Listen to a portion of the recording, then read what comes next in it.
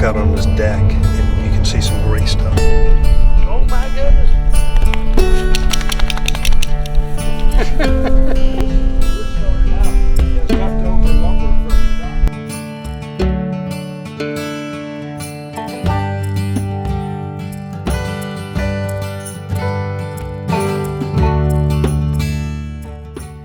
A decoy like this is where art meets heritage. It just brings it all together. That's right.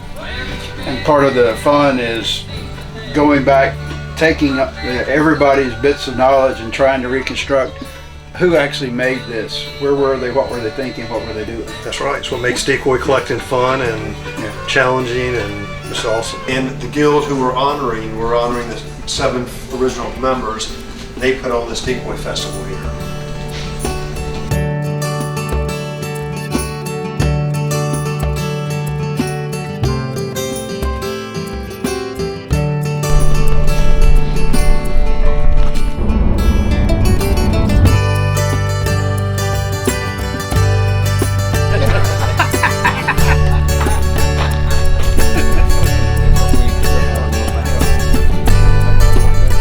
Tell me about when you guys started the Decoy Carvers Guild.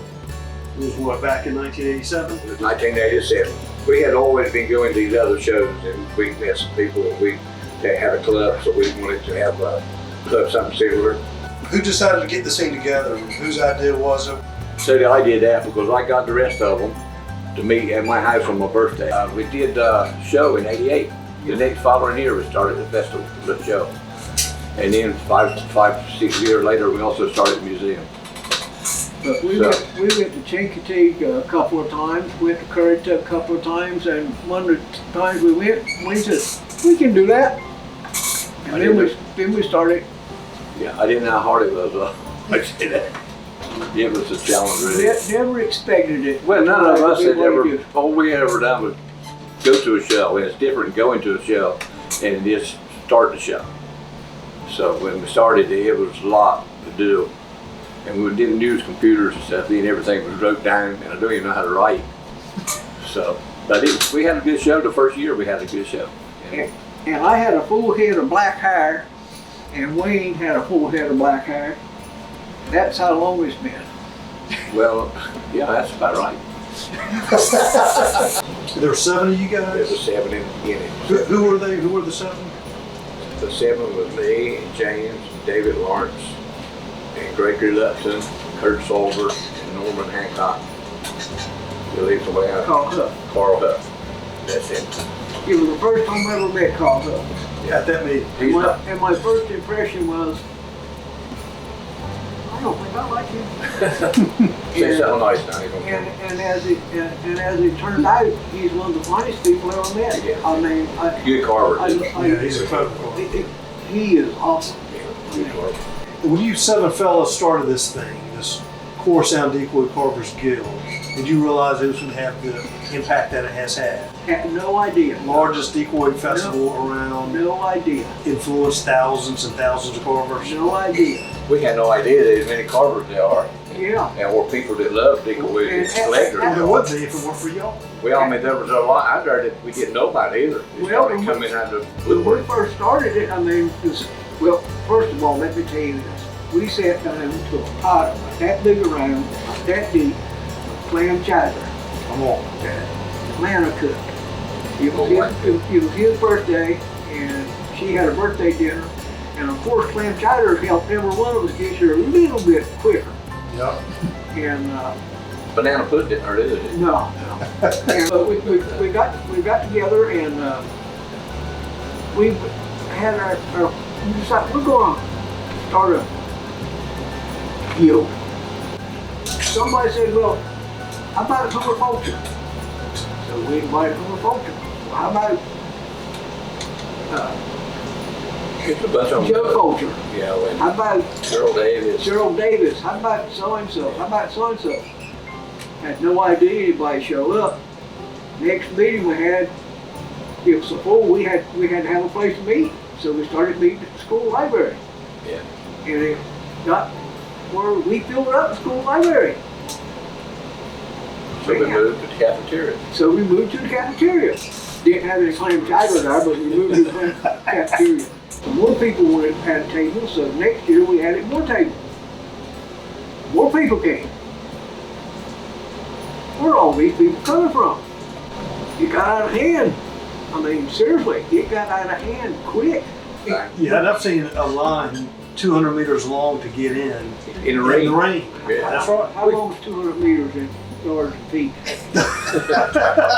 It's about, How many? it's a lot of net. It's a How lot of many, gill. how many juniper sticks is that? And that's how we used to measure real boats with juniper sticks. I come every year and win this. Yeah, I met you. That's right. I've met some great people down here. Just a special place. It's been a journey. It's still going. I don't see it stopping. It's not. It's growing. The only way It it goes will, every year. the only way it will stop is if everybody in the guild decides, I'm gonna quit now. Because as long as one person is willing to keep going, it's gonna keep going. And one of my original intents was, I got some pictures, but on my phone, I left my phone home so it wouldn't be dinging. I've got some pictures of a couple of young boys that had never carved decoys. And I wish you could see some of the pictures of some of the decoys that those boys carved. It's something that I was taught by my daddy, and he was taught by his granddaddy, and he was taught by his granddaddy because that's how we used to eat in the winter. But I want to pass that tradition on to none of my family cares about it. My grandkids, none of them. But pass that tradition on to the younger people so that in 50 years, 75 years, another 100 years, somebody's gonna look at that decoy and say, that's old James Solder decoy, and that fella taught my grandson or my granddaddy how to carve. I'm not the end of it. I'm not the last decoy carver or decoy maker. Wayne's not going to be the last one. Carl Huff will be the last one. Kurt Solder, Norman Hancock, they weren't the last ones. And it's something that's going to be going on forever. And that's the impact of the guild. And you'd be surprised how many people that have never picked up a knife or never picked up a piece of wood or never crossed their mind to make a decoy that are now very experienced, very talented carvers. You're gonna have to give him read a couple thoughts. We'll have to see that, hear that for sure. Anyway, the most valuable decoy that I have is not worth very much, you see. It's not who made that decoy that's important, but who gave it to me. Looking at it sitting there, full of holes and covered with dust, it reminds me of the first time I went hunting. The old decoy went with us. That was just the beginning of many memories that I have today, and that will always be with me as long as I let the decoy stay. Yes, that's one I think I'll keep until the day I'm born, and only then will I let it go. Then I'll pass it on. And maybe my children will be looking at the old decoy and see how much that old piece of wood really meant to me. And I hope that it will make them just as glad as it did when it was given to me by my dad.